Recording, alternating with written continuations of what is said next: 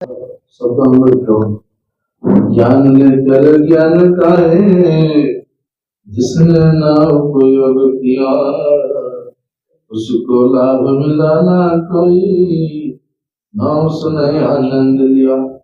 सिर्फ ज्ञान लेने से कोई बात न बनने वाली, बिना कर्म के कभी जिंदगी नहीं संभलने वाली। ज्ञान बिना ये ज्ञान कभी ना उतरेगा इस जीवन में, हर पल हर दिन सुमिरन वाली ज्योत जगाती है मन।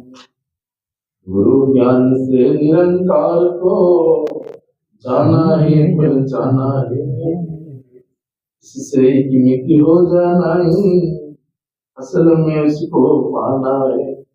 ऊपर ऊपर तैरने वाला हासिल क्या कर पाएगा, गहराई में जाने वाला मोती चुन कर लाएगा। मुक्ति का हकदार वही है, ज्ञान को जो जन जीता है। देव विष को तज कर नाम का अमृत पीता है। ज्ञान लेकर ज्ञान का है, जिसने न उपयोग किया उसको लाभ मिला न कोई, न उसने आनंद लिया। सत्संग जी प्रेम से बोलिए।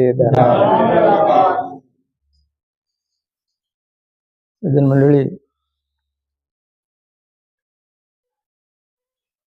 सतगुरु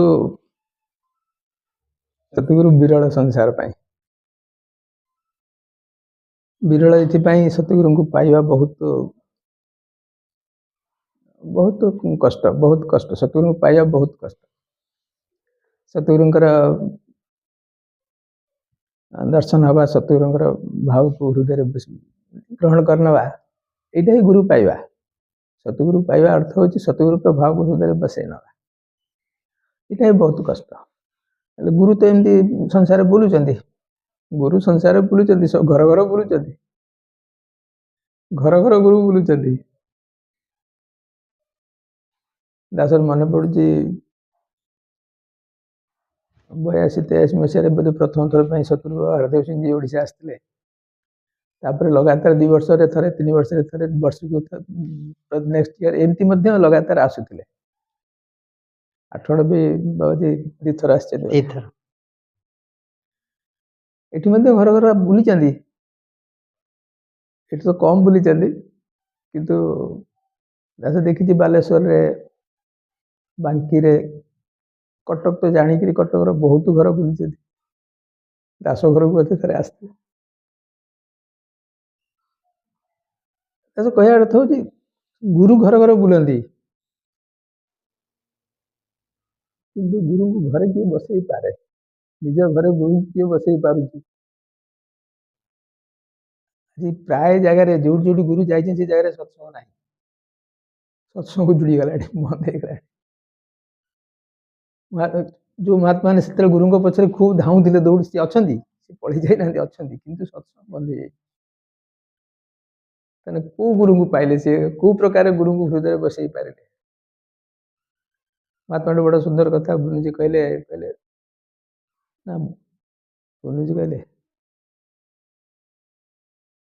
चमत्कार कथा किए आप कहते किए कहते केते बड़ा चमत्कार कुमार है कहते। हाँ जी गोटे बड़ा सुंदर कथा कहते, कहले माटी रे कौन अच्छी, माटी रे को प्रकार क्षमता अच्छी, को प्रकार जादू अच्छी। गोटे मंजीटे पकईदे तार 3 दिन 4 दिन 15 दिन से गोटे गजा बाहरी पड़ुची, केते गोटे गछ हो जाउची।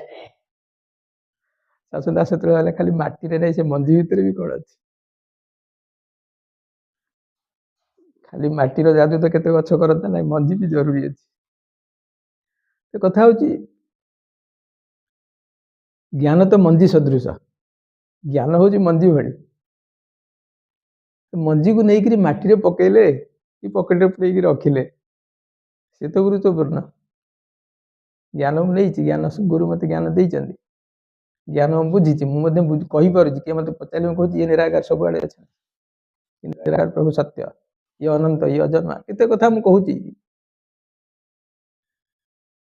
କିନ୍ତୁ ୟାକୁ ମାଟିରେ ପକେଇଛି କି ଜ୍ଞାନଟାକୁ ଜୀବନରେ ଲଗେଇଛି କି? ଜୀବନ୍ତ ମାଟି, ଜୀବନ୍ତ ମାଟି, ଏ ଜ୍ଞାନ ମଞ୍ଜିକୁ ଜୀବନରେ ପକେଇବାର ଅଛି। ଯଦି ଜୀବନରେ ମାଟିକୁ ପୋତିଲି, ଜ୍ଞାନ ତାର ପ୍ରଭାବରେ ଗଛ ଫଳିଲା, ଗଛ ଉଠିଲା, ତାର ବିକାଶ ହେଲା ଏବଂ ତା ଦେହରେ ପତ୍ର ଫୁଲ ଫଳ ଲାଗିଲେ, ତାହେଲେ ଆନନ୍ଦ।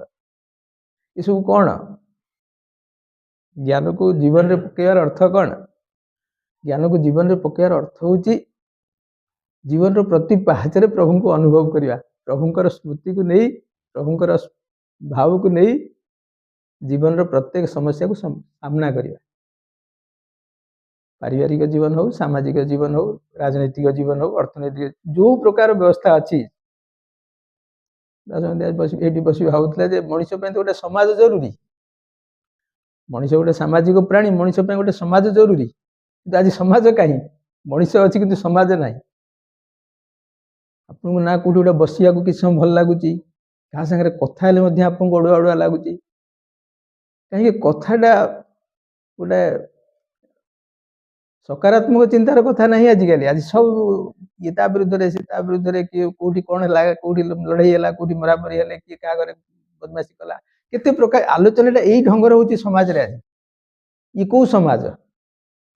ମଣିଷ ସାମାଜିକ ପ୍ରାଣୀ କହିବାର ଅର୍ଥ କ'ଣ? ମଣିଷ ଗୋଟେ ଏମିତି ସମାଜରେ ରହିବାକୁ ଚାହେଁ ଯେଉଁ ସମାଜରେ ସେ ସକାରାତ୍ମକ ଭାବ ଗ୍ରହଣ କରିବ, ତାର ଡେଭଲପମେଣ୍ଟ ପାଇଁ, ତାର ଉନ୍ନତି ପାଇଁ, ତାର ପାରିବାରିକ ଜୀବନ ପାଇଁ, ତାର ନିଜ ବ୍ୟକ୍ତିଗତ ଜୀବନର ଉନ୍ନତି ପାଇଁ ସେ ଗୋଟେ ଆଶା ରଖେ ଯେ ମୁଁ 5 ଜଣ ସାଙ୍ଗରେ ମିଶିଲେ ମୋ ଭିତରେ କିଛି ଗୋଟେ ପରିବର୍ତ୍ତନ ଆସିବ, ମୋର ଗୋଟେ ଉନ୍ନତି ଆସିବ।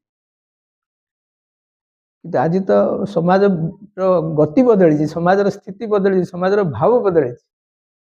ମଣିଷ ତ ସମାଜଠୁ ଦୂରେଇବାକୁ ଚାହୁଁଛି। ଯିଏ ଗୋଟେ ଭଲ ଚିନ୍ତାଧାରାର ଗୋଟେ ଭଲ ମଣିଷ ଯଦି ଯିବ, ସେ କହିବ ନା ଏ ପ୍ରକାର ସମାଜଠୁ ମୁଁ ଦୂରେ ରହିଲେ ଭଲ, ମୁଁ କାହା ସହିତ ମିଶିବାକୁ ଚାହୁଁନି। ଇଏ କୋଉ ପ୍ରକାର ସମାଜ? ତାହେଲେ ମଣିଷ ପୁଣି ସାମାଜିକ ପ୍ରାଣୀ ନା ନୁହଁ? ତାକୁ ତ ଗୋଟେ ସମାଜ ଜରୁରୀ। ତେଣୁ ମଣିଷ ତା ସମାଜ ନିଜେ ସୃଷ୍ଟି କରିବ। ମଣିଷ ଏକା ତ ରହିପାରିବ, ନିଶ୍ଚୟ ତାର ସାଙ୍ଗସାଥି ବନ୍ଧୁ ଦରକାର। ତେଣୁ ସେ ସାଙ୍ଗସାଥି ବନ୍ଧୁ ସୃଷ୍ଟି କରିବ, ତାପରେ ସେ କ୍ଷମତା ଅଛି, ସେ ତାର ନିଜ ସମାଜ ତିଆରି କରିବ। ଯେଉଁ ସମାଜ ପୋକ ଖାଇଯାଉଛି, ଯେଉଁ ସମାଜରେ ଗୁଣ ଲାଗିଗଲାଣି, ଯାହାର ଅବକ୍ଷୟ ଘଟିଲାଣି, କ୍ଷତି ହେଲାଣି, ସେ ସମାଜକୁ ପୁଣି ବଦଳେଇବାକୁ ହବ, ପରିବର୍ତ୍ତନ କରିବାକୁ ହବ। କେମିତି ହବ? ତାର ବାଟ କ'ଣ? ଜୀବନରେ ଜ୍ଞାନକୁ ଜିଇଁବାରେ ହବ। ଯିଏ ଜ୍ଞାନକୁ ଜୀବନରେ ଜିଇଁବ ସିଏ ସମାଜକୁ ବଦଳାଇବ। ତେଣୁ ତାର ପ୍ରଭାବ ଦେଖିବାକୁ ପଡ଼ିବ, ଦେଖିବାକୁ ମିଳିବ। ଜଣେ ଜ୍ଞାନକୁ ଜିଇଁବ ମାନେ ତାର ପ୍ରଭାବ ସମାଜରେ ଦେଖିବାକୁ ମିଳିବ। ସେ କଥା କେତେଥର ମଧ୍ୟ ଆପଣଙ୍କ ପାଖରେ ରହିଛି ଯେ ଆପଣଙ୍କୁ ଦେଖିଲେ ଆପଣଙ୍କ ପାଖରେ ଥିବା ଲୋକ ଖୁସି ହେବେ, ଆପଣଙ୍କ ସହିତ କଥା ହେବାକୁ ପସନ୍ଦ କରିବେ, ଆପଣଙ୍କ ସହିତ ବସିବାକୁ ପସନ୍ଦ କରିବେ। ଆପଣ ନ ଦେଖିଲେ, ଆପଣଙ୍କୁ ନ ଦେଖିଲେ ସିଏ କହିବେ କୁଆଡ଼େ ଗଲେ, ମୁଁ 1 ଦିନ ଯାଏ ଦେଖା ହେଲାନି, କାହିଁକି, କୋଉଠି ରହିଗଲେ? ଏହାର ଅର୍ଥ କ'ଣ? ସେମାନେ ଆପଣଙ୍କୁ ଖୋଜୁଛନ୍ତି, ଆପଣଙ୍କ ଭାବକୁ ଖୋଜୁଛନ୍ତି। କୋଉ ଭାବକୁ ଖୋଜୁଛନ୍ତି? ଆପଣଙ୍କ ପରାକ୍ରମ, ଆପଣଙ୍କର ଶକ୍ତି, ଆପଣଙ୍କର ଧନ, ଆପଣଙ୍କର କ୍ଷମତା, ୟାକୁ ଖୋଜୁଛନ୍ତି। ଏ ତ ବହୁତ ଲୋକଙ୍କ ପାଖରେ ଅଛି। କିନ୍ତୁ ଆପଣଙ୍କ ପାଖରେ ଗୋଟେ ମଧୁରତା ଅଛି। ଆପଣଙ୍କ ପାଖରେ ଗୋଟେ ମଧୁରତା ଅଛି। ମଧୁରତା କୋଉଠି? ନା ଜ୍ଞାନକୁ ଜିଇଁବା ଯୋଗୁଁ। ଆପଣ ଜ୍ଞାନକୁ ଜିଉଁଛନ୍ତି, ଅର୍ଥାତ୍ ଜୀବନରେ ତାକୁ ପ୍ରୟୋଗ କରୁଛନ୍ତି। ଏଇଠି ସେଇ କଥା ଶତ୍ରୁବାବା ହରଦେବ ସିଂ କହୁଛନ୍ତି, ଜ୍ଞାନକୁ ଯଦି ଉପଯୋଗ କରାଯାଉନି, ଯଦି ଜ୍ଞାନକୁ ପ୍ରୟୋଗ କରାଯାଉନି ଜୀବନରେ, ତାହେଲେ ସେ ଆନନ୍ଦ କେମିତି ପାଇବ? କୋଉଠୁ ତାକୁ ଆନନ୍ଦ ମିଳେ? ଆନନ୍ଦ ଅର୍ଥ କ'ଣ? ଜ୍ଞାନର ପ୍ରଯୁକ୍ତି ହିଁ ଆନନ୍ଦ। ଯୋଉଠି ଜ୍ଞାନ ଯୋଡ଼ିଆ ହେଲା ସେଠି ଆନନ୍ଦ, ଯୋଉଠି ଜ୍ଞାନ ନାହିଁ ସେଠି ଚିନ୍ତା, ସେଠି ବ୍ୟସ୍ତତା, ସେଠି ବିବ୍ରତତା, ସେଠି ସବୁ ପ୍ରକାର କ୍ଷତିର ବ୍ୟବସ୍ଥା। ଆଜି सिर्फ ज्ञान लेने से कोई बात न बनने वाली है, बिना कर्म के कभी बिना कर्म कहले ज्ञान को जीवन में प्रयोग करने द्वारा जो प्रकार भाव सृष्टि है कर्म माध्यम बिना कर्म। ଆପଣ ଯେଉଁ କର୍ମ ବି କରୁଛନ୍ତି, ମହାତ୍ମା ଯେମିତି କହୁଥିଲେ କର୍ମ ତ ଛାଡ଼ିନି କାହାକୁ, ବିନା କର୍ମରେ କେହି ରହିପାରିବେନି। କର୍ମ ଜରୁରୀ ଅଛି, କର୍ମମୟ ସଂସାର। ଆପଣ ଉଠିବା, ବସିବା, ଚାହିଁବା ସବୁ ତ କର୍ମ। କିନ୍ତୁ ଆପଣଙ୍କ ସେ ପ୍ରତ୍ୟେକ କର୍ମ ସହିତ ଆପଣ ଜ୍ଞାନ ଯଦି ଯୋଡ଼ୁଛନ୍ତି, ତାହେଲେ କୁହାଯାଉଛି ଯେ ଇଏ ହେଉଛି ଅସଲ କର୍ମ, ଏଇଟା ହେଉଛି କର୍ମ। ବିନା କର୍ମ କୋଉ କର୍ମ? ଆପଣଙ୍କର ଯେକୌଣସି ଜିନିଷରେ ଆପଣଙ୍କର ଯୋଉ ରହିଛି ଲଗାव ତା ସହିତ ସମ୍ପୃକ୍ତି ତା ସହିତ ପରମାତ୍ମାଙ୍କର ସମ୍ପୃକ୍ତି ଜରୁରୀ ଅଛି ଜ୍ଞାନର ପ୍ରଭାବ ତା ସହିତ ଜରୁରୀ ଅଛି ଜ୍ଞାନ ସହିତ ମିଶିକରି ଯଦି ଆପଣ ସେ ପ୍ରକାର ଭାବ ସହିତ ଯୋଡ଼ି ହେଇ ରହିପାରୁଛନ୍ତି ତାର ଆନନ୍ଦ ତାର ସ୍ତର ଅନ୍ୟ ପ୍ରକାର ସେଇଟା ଯଦି ନିଜ ଜୀବନରେ ଦାସ ଆଣିପାରୁଛି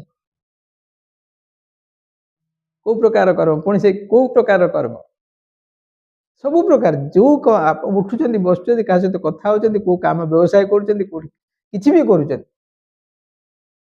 ପରିବାର ଭିତରେ ମଧ୍ୟ ଆପଣ ସକାଳୁ ଉଠିଲେ ଆପଣଙ୍କ ପୁଅ ଆପଣଙ୍କ କଥା ମାନୁନି ଆପଣଙ୍କ ସ୍ତ୍ରୀ ଆପଣଙ୍କ କଥା ଶୁଣୁନି ସେଇଠି ଆପଣଙ୍କର କିଛି ବ୍ୟବହାର ଆରମ୍ଭ ସେ ତ କର୍ମ ଆରମ୍ଭ ହଉଛି ସିଏ ଆପଣଙ୍କର ଆପଣ କୋଉ ପ୍ରକାର ବ୍ୟବହାର କରୁଛନ୍ତି ଆପଣ କୋଉ ପ୍ରକାର ତାକୁ ଟ୍ୟାକଲ କରୁଛନ୍ତି ସାମ୍ନା କରୁଛନ୍ତି ଇଏ କର୍ମ ଆପଣ ଘରୁ ବାହାରକୁ ବାହାରକୁ ପଡୋଶୀ ଆପଣଙ୍କ ପାଇଁ କିଛି ଅଡୁଆ ସୃଷ୍ଟି କରିଛି ସେଇଠି ଆପଣଙ୍କ କର୍ମ ଆରମ୍ଭ ହଉଛି ଆପଣ ଗୋଟେ ସମାଜ ଭିତରେ ଅଛନ୍ତି ସେଠି କିଛି ଅଡୁଆ ପରିବେଶ ସୃଷ୍ଟି ହଉଛି ଯୋଉଟା ଆପଣଙ୍କ ପାଇଁ ଗୋଟେ ସମସ୍ୟା ଆପଣଙ୍କ ପାଇଁ ଗୋଟେ ଚିନ୍ତା କଣ କରିବି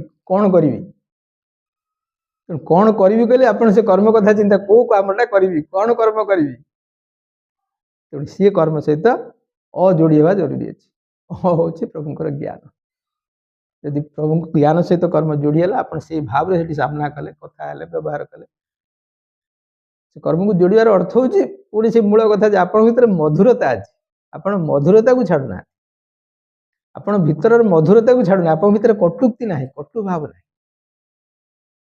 ଆପଣ କାହାକୁ ଗାଳି ଦେଇ କାହାକୁ ବିରକ୍ତ ହେଇ କାହାକୁ ରାଗିକିରି କାହାକୁ ଦଣ୍ଡ ଦେଇକିରି ତାକୁ ସାମ୍ନା ରାସ୍ତାକୁ ଆଣିବାକୁ ଚେଷ୍ଟା କରୁଛନ୍ତି ଏଠି ଇଏ କର୍ମ ନୁହେଁ ଏଠି ପରମାତ୍ମାର ଭାବ ନାହିଁ ପରମାତ୍ମାର ଭାବ ନେଇକିରି ତାକୁ ସଜାଡ଼ିବାକୁ ଚେଷ୍ଟା କରୁଛନ୍ତି ପ୍ରେମରେ ମଧୁରତାରେ ସହନତାରେ ସହନଶୀଳତାରେ ମାନୁନି କରିଚାଲୁ ତାକୁ ସମୟ ଦିଅନ୍ତୁ ସେ ତାର ଭାବ ସେ ତାର ଭବିଷ୍ୟତ ଦେଖୁ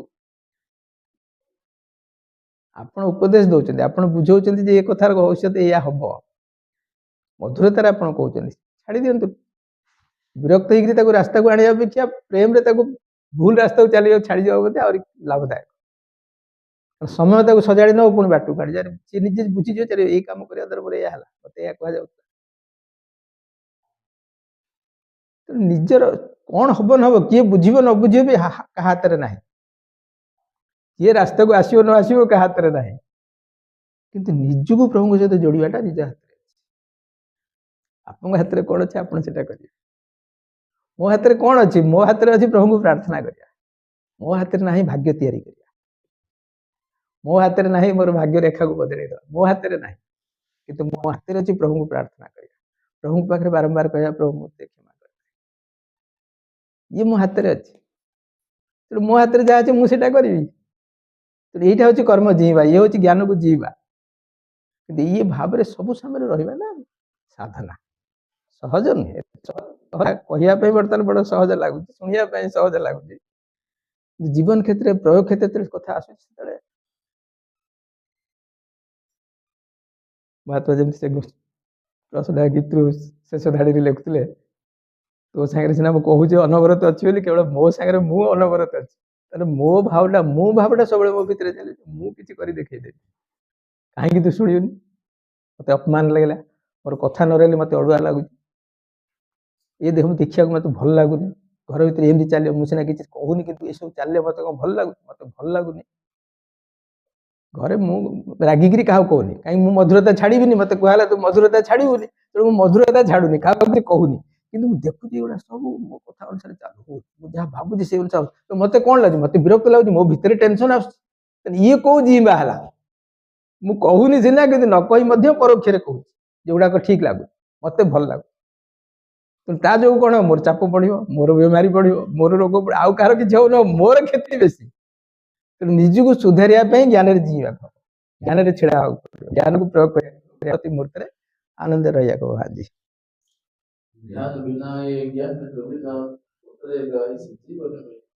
ବିନା ଧ୍ୟାନରେ କୋଉଠି ହୁଏ କି ବିନା ଧ୍ୟାନରେ ଧ୍ୟାନ କହିଲେ ପ୍ରଭୁଙ୍କୁ ଜାଣିବା ଏବଂ ପ୍ରଭୁଙ୍କ ଏକାଗ୍ର ଭାବ ଆଣିବା ପ୍ରଭୁଙ୍କୁ ଜାଣିବାଟା ତ ସହଜରେ ଜଣେଇ ବୁଝିଲେ ହଁ ମୁଁ ପ୍ରଭୁଙ୍କୁ ଜାଣିଗଲି କିନ୍ତୁ କେତେ ସ୍ମରଣ ହଉଛି ତେଣୁ ଧ୍ୟାନଟା ତ ସବୁବେଳେ ପ୍ରତି ମୁହୂର୍ତ୍ତରେ ସ୍ମରଣ କରିବାର ଅବସ୍ଥା ଆଣିବ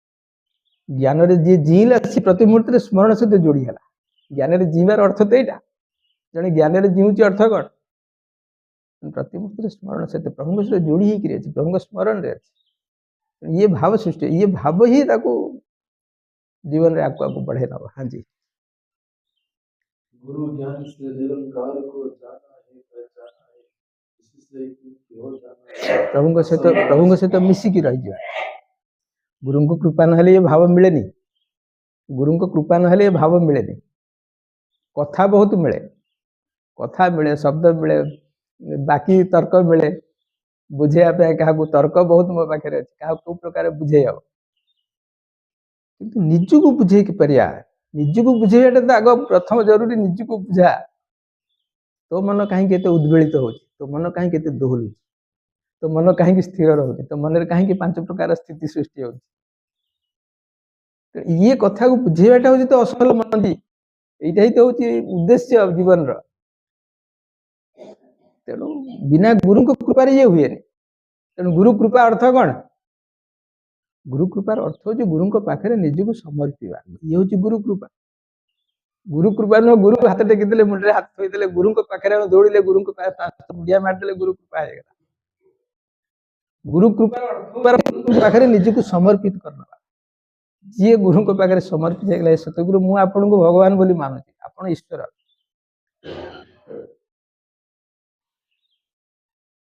ब्रह्मा विष्णु महेश्वर को आपण ऊर्ध्वे तस्मै श्री गुरवे नमः ये आपण को ये समस्त जगतर समस्त शक्ति ठार ऊर्ध्वे मानुची स्वीकार करुच्ची आपण सर्वशक्ति आपण सर्वसमर्थ पुणी शब्द गुड़ा आस आपण सर्वसमर्थ ये कथा मुझे स्वीकार करुच्ची मानुची अर्थ हूँ मत कौन भय ना मत कौन चिंता ना कहीं आपण मो पाखे अच्छे आपण सर्वसमर्थ आपण सर्वसमर्थ प्रति मुहूर्ते मुझे प्रार्थना करुच्ची भाव कहूँ प्रभु जेहेतु मुझे जानी भारी बड़ुआ ना प्रभु मु बहुत दुर्बल आपण मो पाखे अच्छे तेणु मोर कौन भय आपण मो पाखे अच्छे तेणु मोर कौन भय नहीं ये जो इकिमिक हवा प्रभु सहित ये प्रकार जोड़ी हो ये गुरु कृपार संभव है समर्पण गुरु पाखे समर्पित हो ये संभव है। हाँ जी ऊपर ऊपर तैरने वाला हासिल क्या कर पाएगा ऊपर तैरना कहले कौन ऊपर तैरना अर्थ हूँ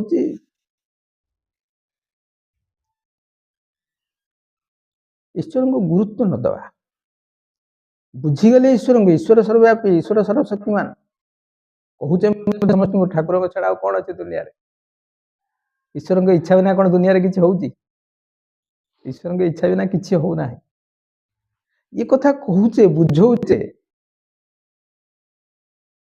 ये कथा कहवा बुझेवाटा हूँ ऊपर तैर ये कथाटा कहवा ईश्वर सर्वशक्तिमान ईश्वर निराकार गुरु को कृपार ईश्वर मिलती गुरु मत दया ईश्वर ज्ञान प्रदान कले ये सब ऊपर पहरवा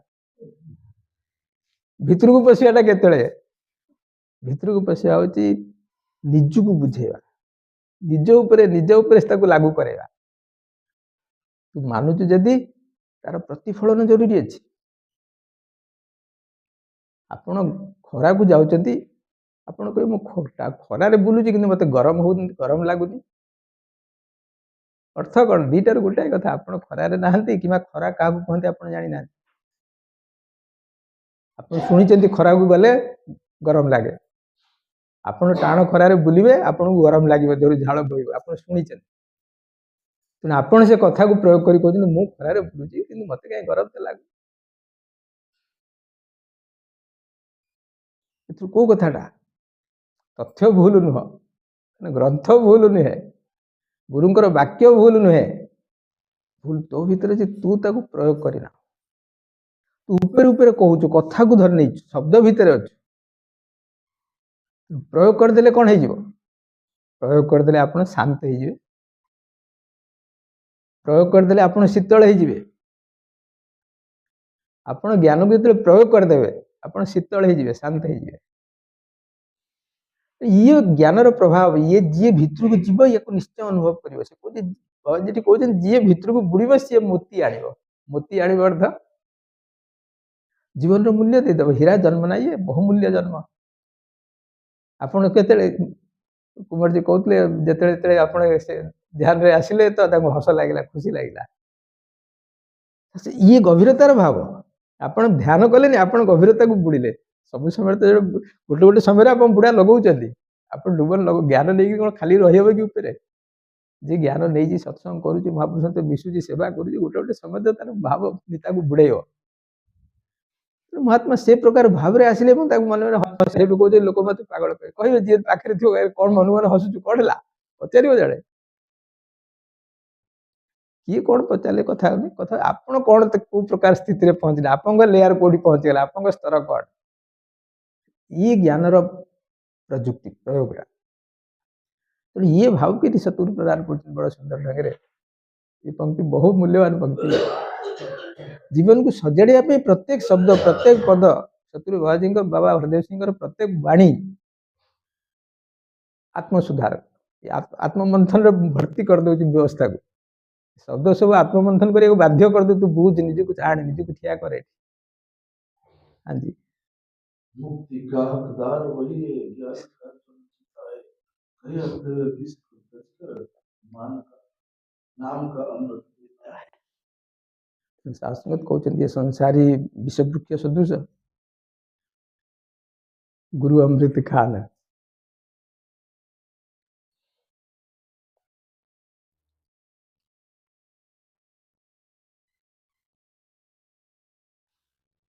विश्व को छाड़ी अमृत प्राप्ति करवा अर्थात संसार भितर थाई मध्य संसार प्रभाव को ग्रहण न करवा संसार भितर रहीकि संसार प्रभाव को ग्रहण न करवा ये छोट कथा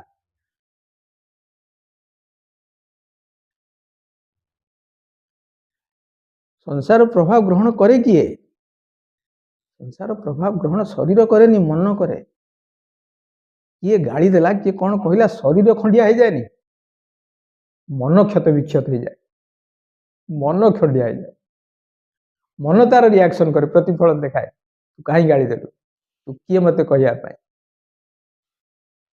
तेणु ये जो मनर भावटा को बदल मन स्थिति बदल तो केमती बदल ज्ञान बदल दिए सतगुरुकर ज्ञान मनटा को सजै दिए ज्ञानर प्रभाव शरीर उपर नहीं मु बड़ चुटी रखी कि लंडा है ज्ञान से को देखेनी ज्ञान देखे तोर मन केमती अच्छी तोर मन जदि विषाक्त अच्छी ये विषाक्त मन को परिष्कार कर विधि गुरु दिया विषाक्त मन को शुद्ध करने विधि गुरु दिया बड़ा सहज ढंग से विषाक्त मन पवित्र हो जाए शांत हो जाए बुझी जाए केते बुझी जाए तो मन स्वीकार करे ग्रहण करे मन जदि अड़ंगा रहा मन जदि तादरे टाण रहा अकड़ रखी देखला मानिया को प्रस्तुति है से गुरु बाणी कान बाजी ना भितर को प्रवेश जेपर्यंत मनर से जो टाण भाव न जाए जो मन नम्र हो गला मन बुझिया को चेष्टा कला मन तार अतीत को अनुभव कर अतीतर कष्ट को अनुभव कर नूतन जीवन आने नूतन दिन आने प्रस्तुति है से प्रकार प्रस्तुति ही जरूरी यदि मन से प्रकार प्रस्तुति कला कह गुरुंकर कृपा है यदि मनर से प्रस्तुति नहीं ग्रहण करने गुरुंकर कृपा ही है तेणु गुरुंकर बाणी गुरुंकर दर्शन गुरुंक पाखापाखि बसिले बुलिले तार प्रभाव पड़ोनी मन उपर मन तो कह हाँ म ये केते लोक कहते एमती केते संस्था अच्छी केते प्रकार आलोचना होची केते सत्संग चली ये कौन नुआ कथा कह जो मन प्रस्तुत होगा सब नुआ लगे ये भाया कथा ही नहीं आज कौन पे निरंकारी महात्मा ने परस्पर पादधूली ने परस्पर को मुंडिया मार दौरान परस्पर को मुंडिया मारुंट कौन पाई परस्पर को मुंडिया मारिया छुटिया कथा साधारण कथा नहीं असाधारण कथा परस्पर को मुंडिया मारिया असाधारण कथा कौन मुंडिया मारिया कौन अच्छी जड़े जन तो चटकी मुंडिया मारद असाधारण कौट रहा अरे जड़े जन को चटकी मुंडिया मारद से ना मुंडिया मारे मूढ़ ମୁଣ୍ଡଟା ଲାଗିଗଲେ ମୁଣ୍ଡିଆ ନୁହଁ। ଜଣକ ପାଦରେ ମୁଣ୍ଡଟା ଜଣେ ଲଗେଇଦେଲା କଣ ମୁଣ୍ଡିଆ ମାରିଦେଲା? ନା, ଜଣକ ପାଦରେ ମୁଣ୍ଡ ଲଗେଇଦେଲେ ସେ ମୁଣ୍ଡିଆ ମାରିଲାନି, ନାଟକ କଲା, ଡ୍ରାମା କଲା। ଆମେ ଡ୍ରାମାରେ ଦେଖୁନୁ କିଏ ରାଜା ହେଇଛି, କିଏ ଭିକାରୀ ହେଇଛି, କିଏ ପ୍ରଜା ହେଇଛି, କିଏ ସେନାପତି ହେଇଛି, କେତେ ପ୍ରକାର ନାଟକ, କେତେ ପ୍ରକାର କଥା, କଣ ସେ ବାସ୍ତବତା? ତେଣୁ ଏଠି ମୁଣ୍ଡିଆ ମାରିବା ମଧ୍ୟ ସେମିତି ଡ୍ରାମା। ମୁଣ୍ଡିଆ ମାରୁନଥିଲେ ଯୋଉଠି ଯୋଉଠି ଘର ଘରୁ ବାବା ଯାଇଥିଲେ, ଯେତେ ଘର ବୁଲିଛନ୍ତି ଲୋକ ମୁଣ୍ଡିଆ ମାରିନାହାନ୍ତି? ପାଦ ଚରଣାମୃତ କେତେ କଣ ହେଇଛି, ଦାସ ସବୁ ଦେଖିଛି, କେତେ କଣ ହେଇଛି। ଆରେ ଏତେ ଭାବରେ ତମେ ବୁଡ଼ିଗଲା, ଆଜି ସତ୍ସଙ୍ଗ ବନ୍ଦ ହେଇଗଲା, ତମେ ବସିପାରୁନ। ସତ୍ସଙ୍ଗ ବନ୍ଦ ହେଇଗଲା ଅର୍ଥ କଣ? ସତ୍ସଙ୍ଗ ଗୋଟେ ଜାଗାରେ ସତ୍ସଙ୍ଗ ବନ୍ଦ ହେଇଗଲାର ଅର୍ଥ କଣ? ମୋର ଜ୍ଞାନ କୁଆଡେ ହଜିଗଲା। ମୋ ପାଖରେ ଯଦି ଜ୍ଞାନ ଥାନ୍ତା ସତ୍ସଙ୍ଗ ବନ୍ଦ ହୁଅନ୍ତା? ଯୋଉ ଗୁରୁଙ୍କୁ ଘରକୁ ଡାକିଲି, ପାଦ ଧୋଇଦେଲି, ଚରଣାମୃତ ତିଆରି କଲି, ଗୁରୁଙ୍କର ଜୟ ଜୟ କରିକି କମ୍ପେଇଲି ବେଦିନି, ସେଠି ସତ୍ସଙ୍ଗ ବନ୍ଦ ହେଇଗଲା। ତା ଅର୍ଥ କଣ ହେଲା? ଜ୍ଞାନ ହିଁ ହଜିଗଲା, ମୋର ଜ୍ଞାନ ହିଁ ନାହିଁ। ଇଏ ମୁଣ୍ଡିଆ କୁହାଯାଏ ନିଜକୁ ସମର୍ପଣ କରିଦେବା। ସାମ୍ନାରେ ଯିଏ ଅଛି ତାକୁ ମୋର ମାଲିକ ବୋଲି ବୁଝିବା। ଆପଣ ମୋର ସ୍ୱାମୀ, ଆପଣ ମୋର ମାଲିକ, ଆପଣ ମୋର ଠାକୁର, ଆପଣ ମୋର ଈଶ୍ୱର, ଆପଣ ମୋର ଭଗବାନ, ଆପଣ ହିଁ ଗୁରୁ। ଇଏ ସ୍ୱୀକୃତି ହଉଛି ମୁଣ୍ଡିଆ ମାରିବା। ଆପଣ ହିଁ ମୋର ଗୁରୁ। ଏ ପ୍ରକାର ଶ୍ରଦ୍ଧା ବ୍ୟକ୍ତ କରିବା ହଉଛି ମୁଣ୍ଡିଆ ମାରିବା। ଯୋଉଠି ଏ ପ୍ରକାର ମନରେ ଶ୍ରଦ୍ଧା ଆସେ ସେଠି ସତ ଶରୀର ନଇଁ ପଡେ। ଆପଣଙ୍କର ପ୍ରେମ, ଆପଣଙ୍କର ଭାବ, ଆପଣଙ୍କର ଜ୍ଞାନ, ଆପଣଙ୍କର ମଧୁରତାକୁ ଦେଖିଲେ ମନ ଯେତେ ଦବିଗଲେ ମନ ସତ ନଇଁ ପଡିବ। ସତ ଆପଣଙ୍କ ପାଦ ଧୂଳି ମୁଣ୍ଡରେ ମାରିବାକୁ ଇଚ୍ଛା ହବ। ଆପଣ ବହୁତ ସମସ୍ୟା ତା ସଙ୍ଗେ ଇଏ ସତଗୁରୁଙ୍କର ଅପାର ଅନୁକମ୍ପା। ଏ ପ୍ରକାର ଗୋଟେ